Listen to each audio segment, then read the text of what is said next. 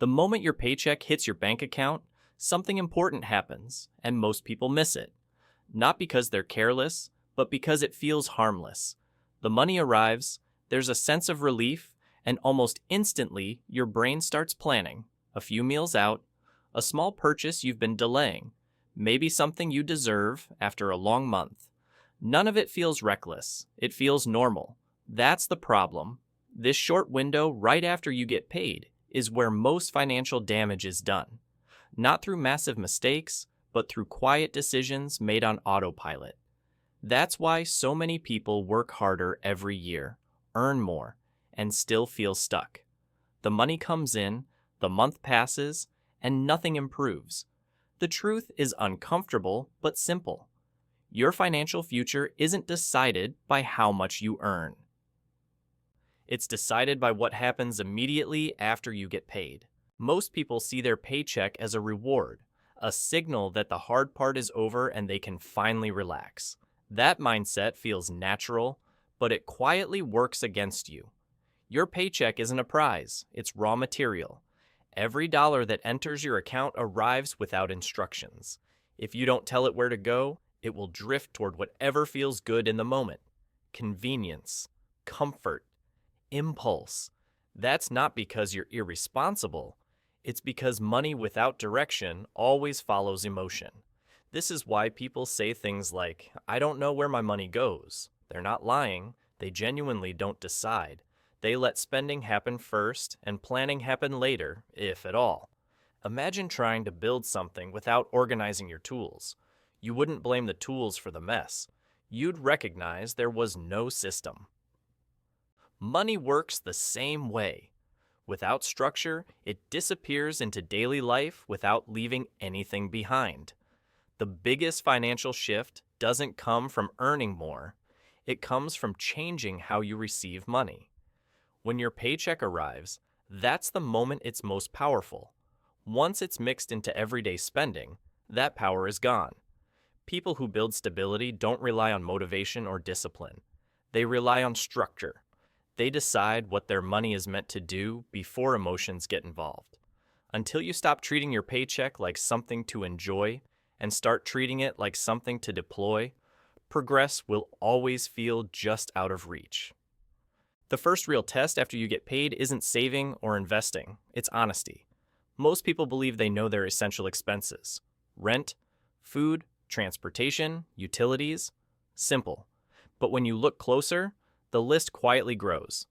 The nicer apartment because it's closer to work. The car payment that feels justified because you need something reliable. The subscriptions that barely register because they renew automatically.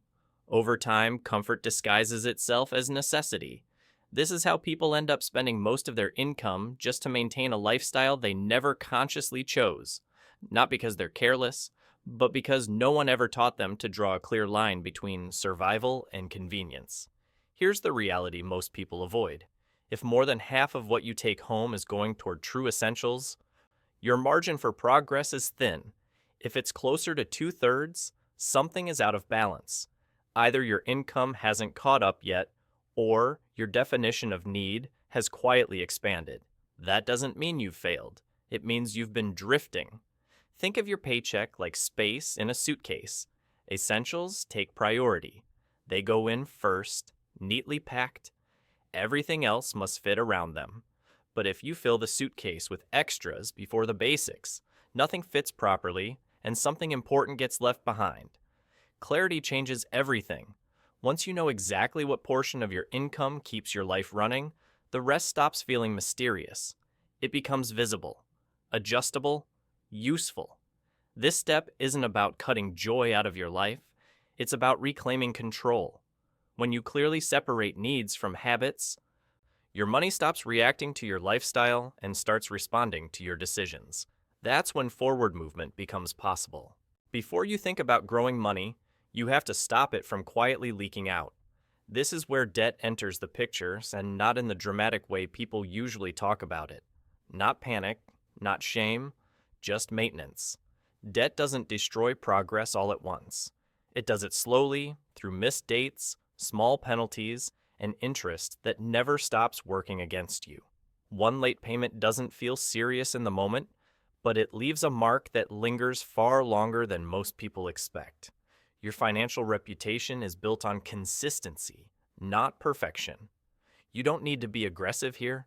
You don't need to eliminate everything overnight. You simply need to make sure nothing is falling behind. Staying current on obligations is like reinforcing the floor beneath you. Without it, every other financial move becomes unstable. Better opportunities become more expensive. Simple approvals become difficult, and progress costs more effort than it should.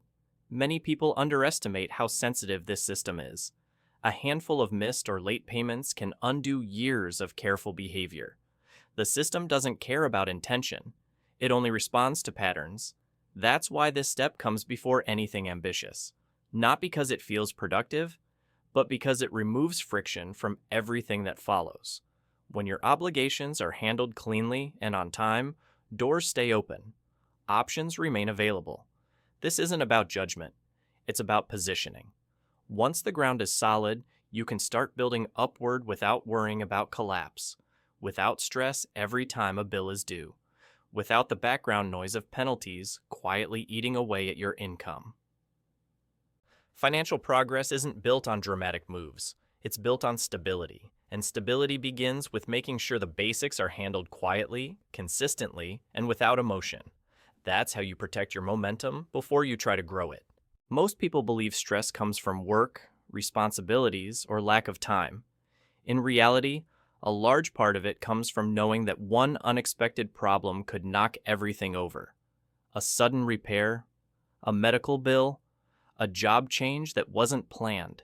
These moments aren't rare. They're normal. What's unusual is being prepared for them. An emergency fund isn't exciting. It doesn't make you feel successful. It just sits there. And that's exactly why it works. When you don't have a buffer, every problem feels urgent. Decisions get rushed. You rely on credit. You borrow from future months and spend the next few trying to recover. That cycle keeps people exhausted and reactive. A proper emergency fund breaks that pattern. It doesn't exist to grow. It exists to absorb impact, to give you time, to let you respond instead of panic. Even a small cushion changes behavior. You hesitate less. You negotiate better. You sleep differently because you know that a bad week won't ruin months of progress. This is where many people make a mistake. They try to make this money work. They lock it away or chase returns. Then, when something actually happens, the money is harder to reach or worth less than expected. The role of this fund is simple. It stays accessible. It stays boring. It waits. Once you have it, something shifts internally. You stop managing money from fear. You stop feeling like every choice has permanent consequences. Your decisions become calmer, clearer, and more intentional. That mental shift matters more than the number itself. Because from that point forward, you're no longer just surviving disruptions. You're insulated from them. And that's when planning for the future becomes realistic, not stressful. Once your foundation is stable, something important changes. You're no longer playing defense. You can finally move forward. This is where investing enters. Not as a gamble, but as a long-term partnership with time. Most people delay this step because they think they need perfect knowledge before starting. They read, compare, hesitate, and wait for the right moment. Meanwhile, time keeps moving without them. The truth is simple. Starting matters more than optimizing. When money is invested early and consistently, it compounds quietly in the background. You don't feel it day to day. You notice it years later. Small, regular contributions become meaningful because time multiplies them. If your job offers any kind of matching contribution, that comes first. It's one of the few situations where your money immediately doubles. Skipping it isn't caution, it's hesitation with a cost. Beyond that, consistency beats complexity. You don't need to chase trends or monitor markets constantly. Broad, diversified investments held over long periods have done the heavy lifting for generations. What makes this step powerful isn't the math, it's the habit. Once investing becomes automatic, it stops competing with your daily wants. It becomes part of the system, not a decision you debate each month. People who wait often say they'll start when things feel easier. But things feel easier because you start. This step isn't about speed, it's about direction. You're choosing to send part of today's effort into tomorrow's security. And once that flow is established, progress stops feeling fragile. It starts feeling inevitable. At this point, most people know what they should do. What stops them isn't lack of information, it's inconsistency. Motivation fades, days get busy, good intentions get postponed, and money quietly slips back into old patterns. This is why automation matters more than willpower. Willpower depends on mood and energy. Automation doesn't. When your system runs without asking you to decide every month, progress becomes steady instead of fragile. Money should move before you have a chance to interfere with it. Transfers to savings, contributions to investments, allocations for future goals. All of it should happen quietly in the background. The goal isn't to restrict yourself, it's to remove friction. When the important decisions are made once and executed automatically, your daily life gets simpler. You stop negotiating with yourself. You stop feeling guilty about spending what remains because the priorities are already handled. This is where many people slip. They automate once, then forget to adjust. Income increases, debts disappear, circumstances change, but the system stays frozen. That's not automation's fault. It just needs occasional updates. Think of it like navigation. Autopilot works as long as you update the destination.